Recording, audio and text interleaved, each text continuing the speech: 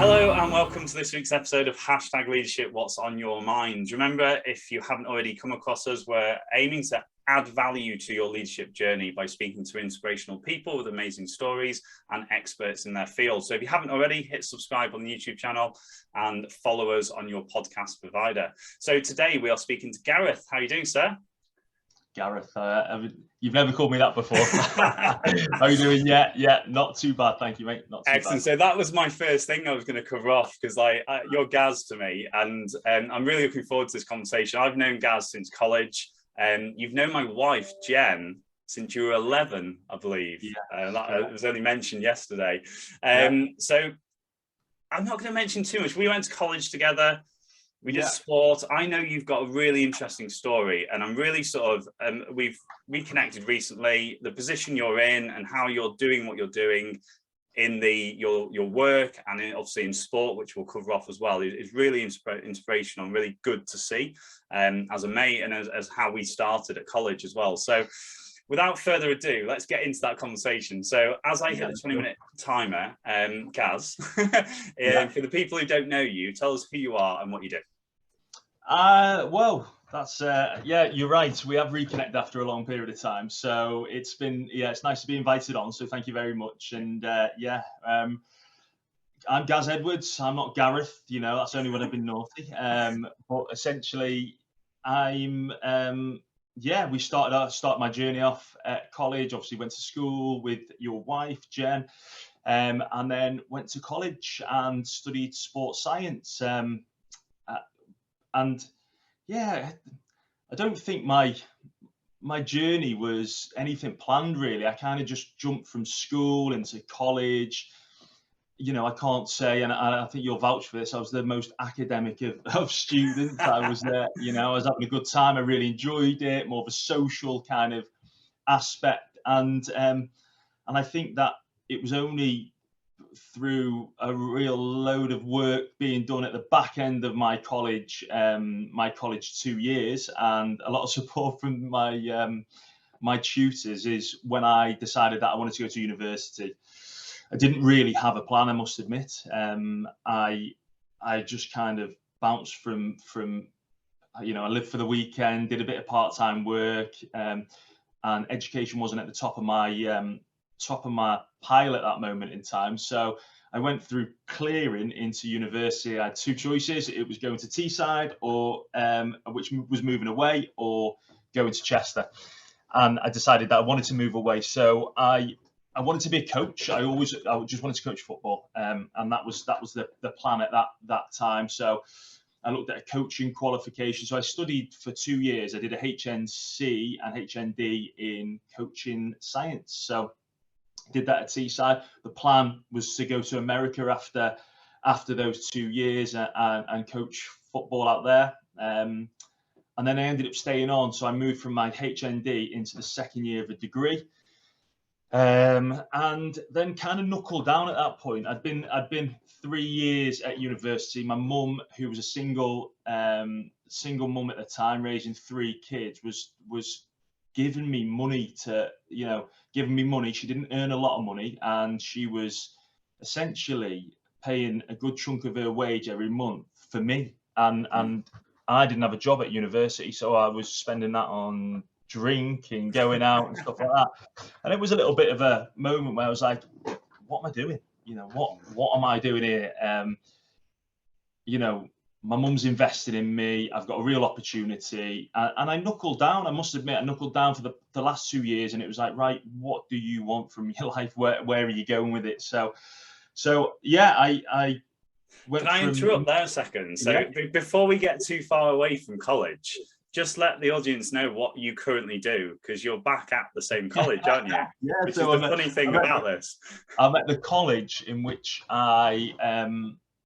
we went to. Yeah. So my role is, I'm assistant director of sport, as well as travel and tourism, English, as what we call ESOL, so English speakers of other languages, and the uniform public services. And I also have some subcontracted provision within my area, which is a place called Pettypool, which is learners for high needs. So a real kind of difficult area to kind of manage and oversee, but still, again, something that I'm, is a passion of mine. Learners with high needs and making sure they're supported and that they make good progress when they're with us. And the Prince's Trust, which is around NEET learners, so learners not in education, employment or training. So so it's a big department, a big area. And we've got to mention this as well. Jeff, one of our very good friends, it was one of our lecturers, wasn't he? And he's part of your team. So I couldn't believe it when I saw you both. I was like, Jeff, how have you allowed this to happen? Gaz is now your boss in terms, but I can imagine it's not like that. No, and I think I spent the first 2 or 3 years of working with Jeff just apologising to him for how bad I was at college. But to be fair to Jeff, I wouldn't be here now if it wasn't for Jeff and his support. When you talk about managing and leadership and that, it's not. I don't line manage Jeff. He doesn't need line managing. I learn from him. He learns from me, and we've got a really good relationship. So. It was weird to start, more weird for me than it was for him. Because I ended up teaching, and me and him taught together for years, and then it was a late decision that I was going to go for this role, and then I ended up being Jeff's line manager, which was a very, very strange situation to start off with, but he's a really great guy. And, amazing. Awesome. So we always ask guests about, obviously, hashtag leadership, what's on your minds? Like, what comes to your mind when you think of the word leadership? What does it mean for you? I think it's such a difficult question, but I think for me, it is getting people to buy into the process. So, I always think it's not people being done to. You've got to take people on a journey, and I think that is the key. You've got to get people to buy into your vision of where you see it going. For me particularly, it's my department and making my department outstanding at college, and what I believe that is, and how they can support us on that journey. Ultimately, to ensure that teaching, learning, assessment in our area is outstanding. Young people get an amazing experience, and that's not just coming and getting a certificate, because that means nothing. Ultimately, it's about making them more rounded individuals and how we can support them on that journey, and that is the key. So for me, if I think back to leaders that I've had, or managers I like to call them, because some of them didn't lead, they essentially just managed, and it's one of them where people don't want to be done to. Obviously you have to have, with leadership comes, you've got to have difficult conversations. You've got to be assertive at times, but ultimately for me, it's about getting people to buy into my vision of where I see it going and how they can support and how they have a massive part to play in that. So, yeah, amazing. So we always say about keeping with you personally, and I know we're going to go into your journey even more now, but is there a moment when you thought your leadership journey started? So whether it's a light bulb moment at the time when you realised, or whether it's now on reflection that now we're talking about leadership, you think actually the fundamentals of my leadership now come from back then. How far are we going back? Yeah, I think probably when I took a role as the program leader for a department called Uniform Public Services. So essentially they're learners who want to get into any emergency service or armed service. And what I did before that was teach all the kind of fitness and health units in that area. So then to be managing and leading a department, I think that was it. And it all came very, very quickly. It was a case of the job role came up and it was like, right, I'm going to go for this. I didn't think I'd get it. I got it. And so I think at that point, when you then start to have staff who are underneath you in terms of responsibility, and you are responsible for those people and their performances and how they do and what they're bringing to the table. I think that was probably it. It just coincided at that point. I then decided that I wanted to learn more, and then I went I went and did a master's in educational leadership at Chester University, and I think that kind of small leadership role coupled with studying leadership, I think really helped me and really supported me, and gave, just more than anything, gave me confidence to actually realize that I could do it, because you always doubt yourself, always, all the time. Well, I do anyway, you know, not from the outside, you wouldn't know it's from the outside, but you've always got those internal kind of questions, you know, have I got what it takes? Am I the right person for the job? And then, you know, can I take rejection if I don't get it? And all these things. So it's, yeah, so I suppose it was that at that point where you are responsible for other staff members. Yeah. I felt that, but I think for leadership, you know, I've captained every football team I've had, so I've obviously had something that a manager's seen in a sport in terms where I have those attributes somewhere along the line. I didn't probably realize at the time. Do you think those go back even further? Like, just to go kind of like, it's that nature nurture thing, isn't it? About like, were you just born with it, or was it the product of your environment, the people you surround yourself with? Where do you think that came? Because I totally see that from my point of view. And we're going to talk about your footballing expertise as well. But you mentioned then about putting your. I know you've got a game tonight as well, so I'm bigging you up a little bit here. Sure. But where do you think that's come from? I think you've either got it in you or you haven't. I honestly believe that. Not to say that those people who can't learn leadership traits, but I do believe that all the strong, good leaders have always probably had it in them. They might not have known at the time, but they've always had it in them. And then it's situations, isn't it? You know, they may have been thrust into a situation in which they've had to show those innate qualities and attributes that they've had inside them, but just haven't probably known at that time. And then, so I believe, you know, it's, you know, for some people it's a destiny, I suppose. And then for other people, they're happy, and there's nothing wrong with that, you know, not wanting to be a leader, not wanting to be at the forefront. And I think that, I do believe it's a lot of those attributes are innate. Yeah. Awesome. So let's cover the football thing off then. So tell us about what you've done in football and where you're at now, is a bit of a short kind of understanding of where you've been with football. But how has that affected your leadership, and have you been able to like transfer from one to the other, of like bringing it into your work life and then obviously passing it back over into the captaincy of the football? Because it gives a little bit of an understanding of that. Yeah, I think they go hand in hand in some respects, but yeah, just a brief kind of. I came back from America, went out coaching football in America, just under 2.5 years, and then I came back, and it was right. What am I going to do now? What do I want to do? What's the closest thing to coaching? Being a PE teacher. So I then kind of explored that avenue, being a PE teacher, trained. I went to university, did my PGCE, and it was when I came back and I did that, I just started playing for a local team, Upton in Chester, and then a few of my friends were playing in the Welsh League. I was doing well at Upton. They'd asked me to come along, so I went to Buckley for a couple of years.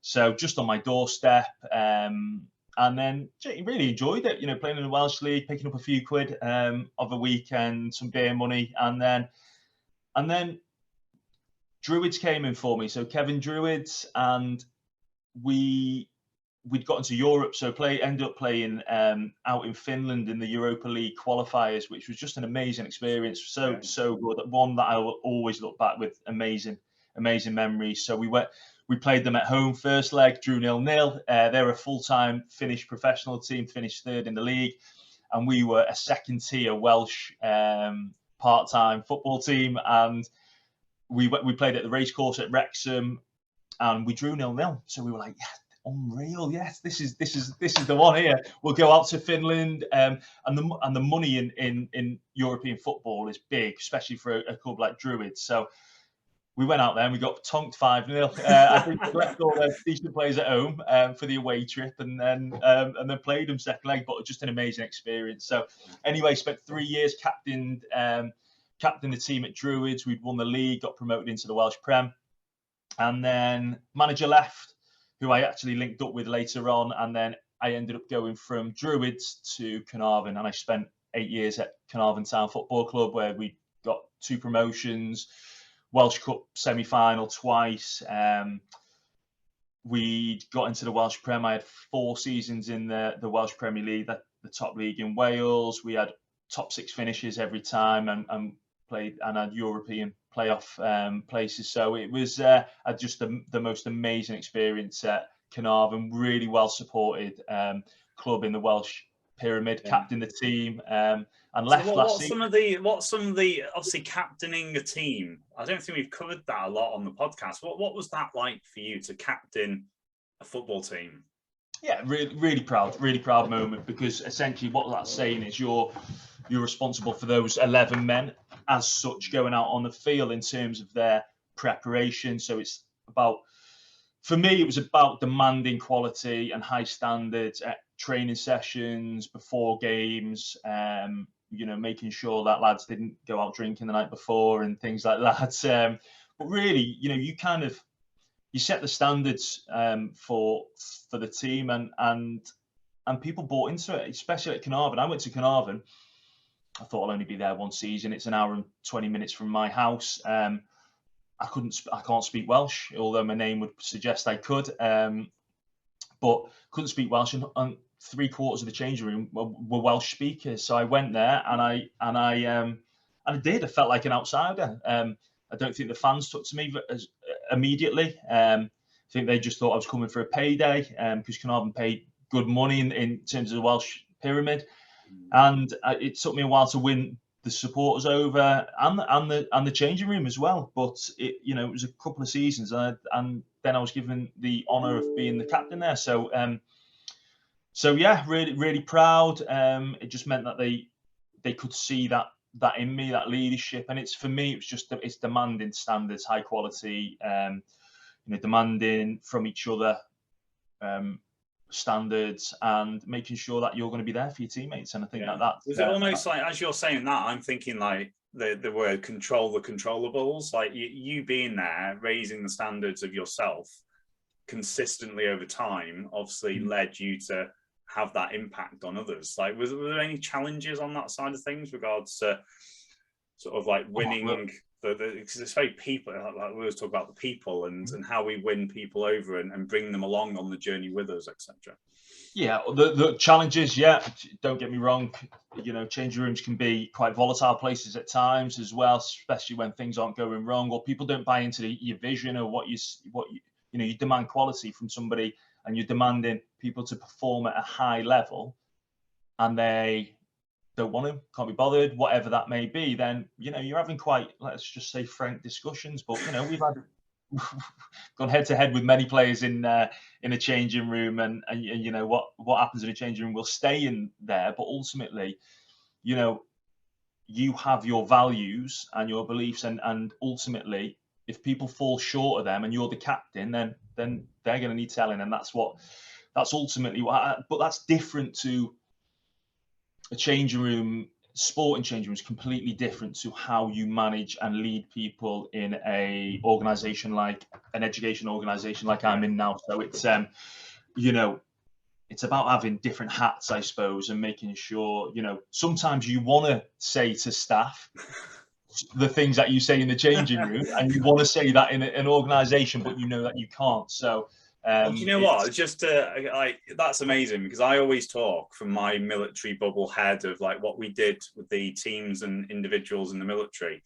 It really settled into that awareness piece of like self and situational awareness, like the people who were giving people the exposure to that decision making, that analysing people, analysing the situation, what's required at the time. And what you've just said there is almost exactly, because we spoke before we came on, didn't we, about what are the transferable things between the football and the education, and they are very different. And it's that piece of having that awareness of what's right at the right time, etc. Yeah, absolutely. And I think it's like you talk about situational awareness, emotional intelligence, isn't it, really, and knowing people, and understanding people and understanding how you're going to get the best out of people. And that is transferable between a changing room and an education setting, or where I work at this moment in time, which is, you've got to understand, it's that kind of old cliche. Well, some people need an arm around them, some people need a rocket, and essentially that's what it is. Obviously, different environments and the language you use within that. I'm not just talking about swearing, but the language you use with people is crucial. But ultimately, you have to have a different approach. A leader, for me, in my eyes, has that emotional intelligence, has that understanding that what is going to drive people forward. And that doesn't mean that they shy away or kind of move away from any difficult conversations. I think that's key for a good leader as well, is that you're able to have difficult conversations with people. But ultimately, you want everybody going in the same direction. So you need everybody on side. And if they can't, then you need to work with them to a certain extent. And that's both changing room, and that's both in where you work as well. But ultimately, you want everybody going in the same direction. But also, if they can't, and you've supported them and they still can't, then that's when those kind of processes come in place, where you are having difficult conversations, setting targets, things like that. So amazing. There is, now I'm talking through it, there's definitely crossover. When you said it before, I was like, I'm not too sure actually, but there is. Do you know what, guys? Right, that's 20 minutes. I was gonna. We would normally finish off. Yeah, that's 20 minutes. We normally finish off with what would you ask people, but I think we've just covered that in the last couple of minutes. Like some of the things for people to think about to add value to their leadership journey. So that's amazing that we finished off so seamlessly without you even knowing. Yes. I could have sat there for another hour, mate. I know. So guys, if you enjoyed that, make sure you hit us a comment below. Let us know the bits that you got from that, the added value pieces. Make sure you hit subscribe on the YouTube channel. Make sure you hit follow on this the podcast provider. And this time next week, Wednesday, every week at 6 a.m, a new fantastic episode comes out. So, Gaz, thank you so much for joining me. Oh, thank you very much. No, enjoyed it. Good, excellent. I look forward to seeing you soon on the golf course as well. Yes, good man. Take care. See you soon, guys. Take care, mate. See you, buddy. Bye-bye.